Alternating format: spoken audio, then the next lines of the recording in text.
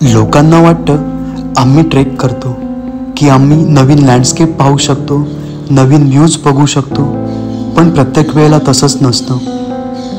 कधीकधी आम्ही ट्रेक करतो ते आपल्या आतमध्ये असलेल्या भीतीला घालवण्यासाठी, त्या भीतीशी 2 हात करण्यासाठी.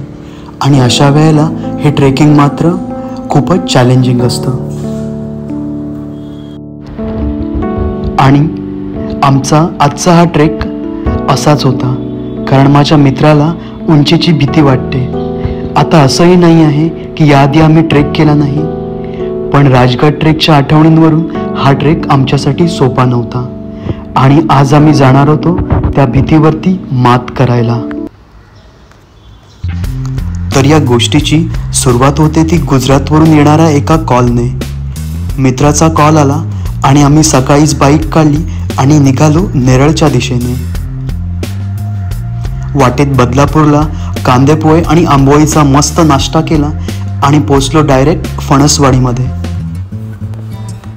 गडावर जायला तशी पायथ्याशी बरीचशी गावं आहेत, पण आम्ही निघालो या फणसवाडीच्या जवळूनच.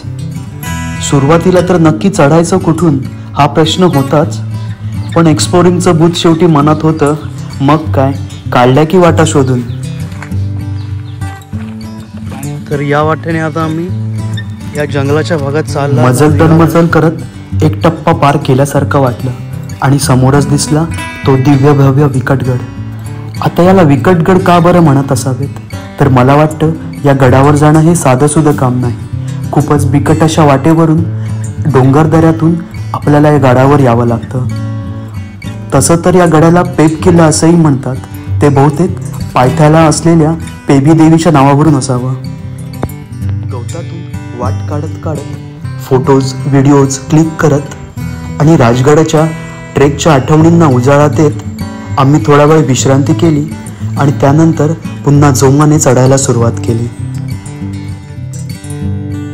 आणि पेंटकर इथे हा थोडासा डिफिकल्ट पॅच आहे, तिथे चढाई करतोय. अहो पेंटकर तुझ्या पुढे गेला तो, जा जा.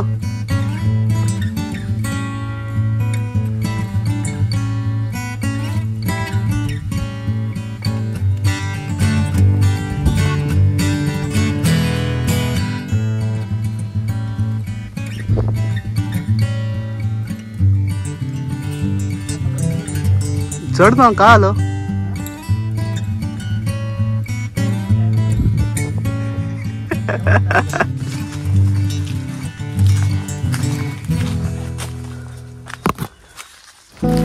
वाटेत येणारे कठीण पॅच अगदी सोपे करत जात होतो.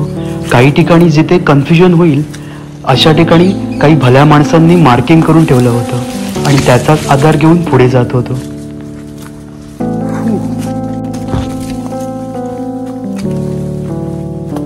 मित्रांनो, जिथे जिथे आपल्याला वाटेल की आपण गडाकडे जाताना वाट चुकतोय किंवा 2-3 वाटा आपल्याला दिसत आहेत आणि नक्की कोणत्या वाटेने जायचं हे कळत नसेल, तर अशा वेळेला आजूबाजू मार्किंग बघायचं. तर आताच आम्ही हे अशा प्रकारचं मार्किंग बघितलेलं आहे आणि या ॲरोवरून आपल्याला कळतं की या ट्रेकच्या दरम्यान एक गोष्ट लक्षात आली की ट्रेकचा रस्ता जेवढा कठीण तेवढीच सुंदर दृश्य आपल्याला वरून दिसणार होती. आणि आपल्याला जेवढा पण थकवा येणार तो थकवा वरती गेल्यावर नाहीसा होणार हे मात्र नक्कीच होतं.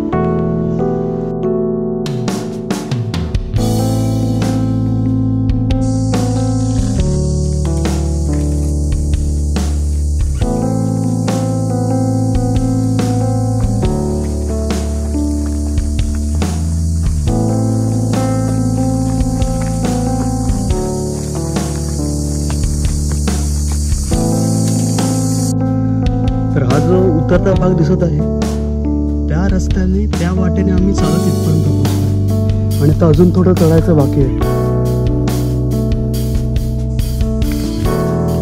आणि इथे रसिक अडकलाय, हळूहळू येतोय.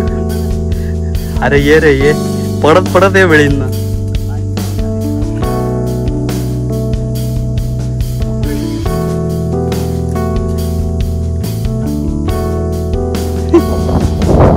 आणि अगदी खालपासून ते वरपर्यंत क्लाइम्बिंग करत आम्ही जवळजवळ आलो आहोत.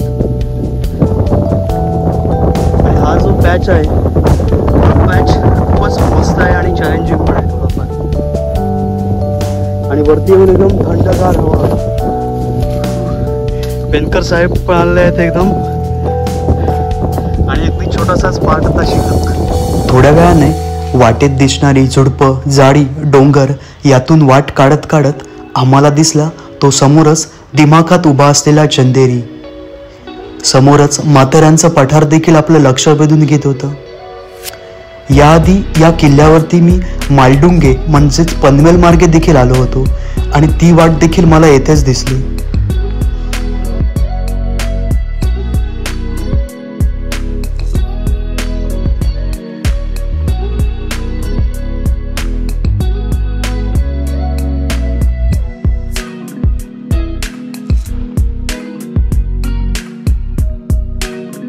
एव्हाना आम्ही बरेच अंतर पार केलं होतं आणि समोरच दिसला तो म्हणजे छत्रपती शिवाजी महाराजांचा पुतळा. मग आम्ही थोडा वेळ तिथेच विश्रांती घेतली आणि महाराजांना वंदन करून पुढे निघालो. पुढे एका दगडांमध्ये असलेल्या गुहेंमध्ये आम्ही शिरलो. आतमध्ये जाऊन बघतो तर काय, तर प्रचंड असा मोठ्या आकाराची ही गुहा, अगदी आपल्या इकडचा 2 BHK मावेल एवढी प्रचंड मोठी गुहा या दगडांमध्ये होती. माझ्या मते या गुहेचा वापर काही सामान ठेवण्यासाठी केला जात असावा. त्याचबरोबर या गुहेमध्ये स्वामींचे मंदिर, गणपती, भगवान शंकरांची पिंडी या सगळ्या गोष्टी होत्या. भिंतींवरती खूप सारे श्लोक व आरत्या लिहिलेल्या होत्या आणि बाहेरच महाराजांची मूर्ती तोफेसह असल्याची दिसून आली. मला वाटतं ही एक चोरवाट असावी. आतमध्ये अंधार होता त्यामुळे मी जाण्याचं धाडस केलं नाही. पण एक गोष्ट लक्षात आली की एवढ्या उंचीवर असून देखील गडावरती मुबलक पाण्याचा साठा होता. या शिडी मार्गाने आपण पोहोचतो ते प्रवेशद्वाराजवळ. प्रवेशद्वार आता मात्र नाममात्र शिल्लक आहे. प्रवेशद्वाराच्या बाजूलाच मारुतीची एक मूर्ती दिसून येते. जणू काही ही मारुतीची मूर्ती या प्रवेशद्वाराचं रक्षण करत असावी अशी भासते. पडझड झालेल्या वाड्याचे अवशेष पाहून एक गोष्ट लक्षात आली की त्या काळामध्ये या गडाचं वैभव किती असेल. अतिशय दुर्गम भाग आणि नैसर्गिक सौंदर्य लाभलेला हा गड, त्या काळामध्ये या गडाचं वैभव मात्र खूपच असेल हे माझ्या लक्षात आलं. या पडझड झालेल्या वास्तू पाहून एक गोष्ट मात्र लक्षात आली की हे गडकिल्ले आपला इतिहासाच्या पाऊलखुणा सांगतात आणि आपण ते टिकवायला हवं, त्यांची पुनर्बांधणी करावी. तर या ट्रेकमध्ये आम्ही आमच्या क्षमतेच्या खूपच विकट असं प्रदर्शन केलं होतं. शेवटी म्हणतात ना, जोपर्यंत आपण पाऊल टाकत नाही तोपर्यंत भीती जात नाही. थोडा वेळ चालून झाल्यानंतर आम्ही पोचलो शिखरावरती. भगवान शंकरांना वंदन करून आम्ही आता परतीची वाट धरली. परतीच्या वाटेवर असताना लांबूनच मला दिसलं ते कड्यावरच्या गणपतीचं मंदिर आणि यावेळी देखील मी तिथे जाण्याची संधी मिस केली होती. आता परत किंवा मुहूर्त आला तर नक्कीच मी त्या मार्गाने या गडावरती येईल असं मनाशी ठरवलं. तर मंडळी, कसा वाटला तुम्हाला आमचा हा विकटगडचा बिकट ट्रेक? तुमच्या प्रतिक्रिया कमेंट्सच्या माध्यमातून नक्की कळवा. आणि हो, तुम्हाला कोणता ट्रेक करायचा असेल तर ते देखील जरूर कळवा. आणि हो, चॅनलला सबस्क्राईब केलं नसेल तर जरूर करा, कारण तुमच्या सबस्क्राईबने मला अजून प्रवास करण्याची ऊर्जा मिळते. तोपर्यंत धन्यवाद.